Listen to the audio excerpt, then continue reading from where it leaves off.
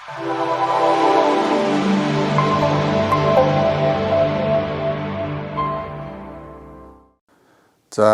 миний өмнөх хэсгүүдэд ярьсан юмнууд бол энгийн шийдлүүд өөрөө одоо тухайн иргэн өөрсдөө бас хийгээд авах ийм боломжтой шийдлүүд байж байгаа юм.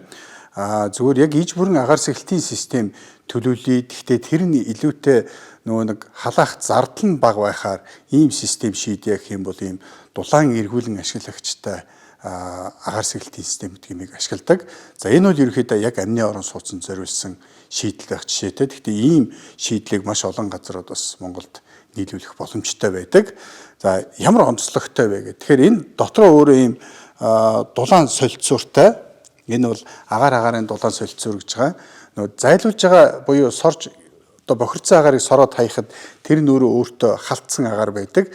Тэр халсан агаараараа гаднаас орж иж байгаа хүйтэн агаарыг одоо халаадаг. Тэгэхээр яг тэр нөгөө нэг өрөөнд орж иж байгаа тэр цэвэр агаарыг халаах одоо дулааны эрчим хүчийг те ямар ч байсан 50-с дээш хувиар илүү бууруулж чаддаг гэдгээр онцлог.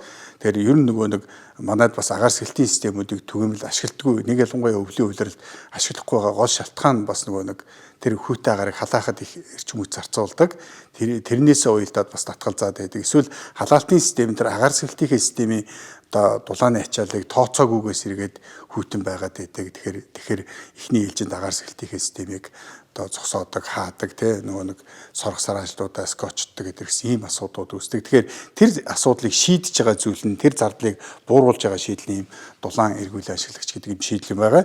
Мэдээж бас яг Монгол орны нөхцөлд тэрүүгээр агаар нь бүрэн халж чаддгүй. Энд харах юм бол бас нэмэлт ийм агаар халаагчтай. Энэ одоо юу гэдэг гаднаас орж иж байгаа хүйтэн агаарыг нэг одоо юу гэдэг тэг градус хүртэл халаагаад эргээд энэ дулаан солилцууртай болсноор нөгөөх нь үлдсэн хэсгийг нь халаадаг ч гэдэг юм нэг иймэрхүү зарчмаар ажилтдаг зүйл байгаа. Мэдээж заавал давхар фильтр байж гэн. Энийний гол онцлог бол нөгөө нэг орж байгаа нь ч тэр сорж байгаа нь ч тэр аль алийн синстэйгээр ажилтдаг, механикаар ажилтдаг гэсэн үг. Тэгэхээр заавал нөгөө нэг цонх мохоо нэ тэрэ гэсэн асуудлууд байхгүй. Өөртөө дуушин гэгчтэй дээрэс нь би хэр хэмжээний агаар солилцуулах вэ те мэдээж гэрт одоо юу гэдэг 2 хүн байх юм бол нэг 50-с 60 м3 багаар гаднаас орж ирээд эргээд зайлуулагдаа хаягдчих хэвээр. 4 хүн байх юм бол тэр 120 болж өсөх хэвээр. Тэгэхээр хувьсна гэсэн үг. Тэр бас хувьсах боломжтой.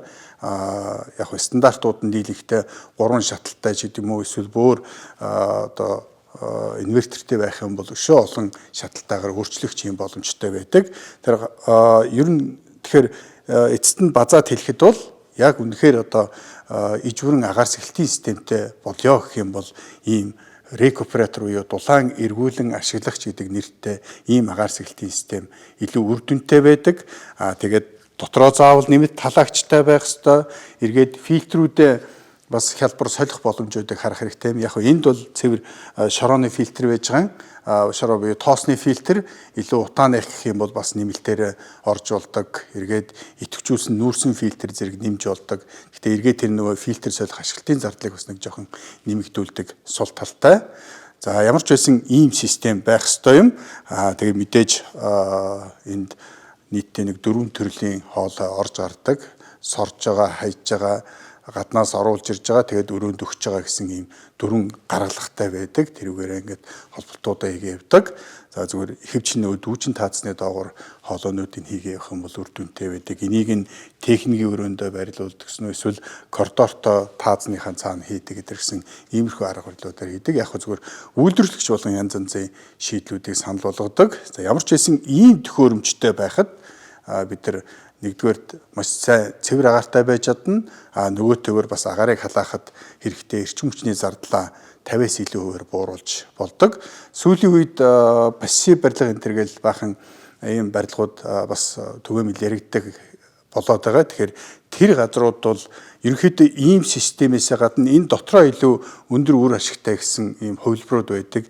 Илүү тэдрийг нь ашиглах хэрэгтэй гэсэн ийм заалтуудтай, сертификаттай тийм төхөөрөмжүүдийг ашиглана гэсэн юмнууд байж байгаа. Тэгэхээр энгийн одоо айлд би яг иж бүрэн сайхан агаарчуулалтын системтэй болёо гэх юм бол нэг ийм төхөөрөмж байхад ихний ээлжинд болно гэж хэлмээр байна.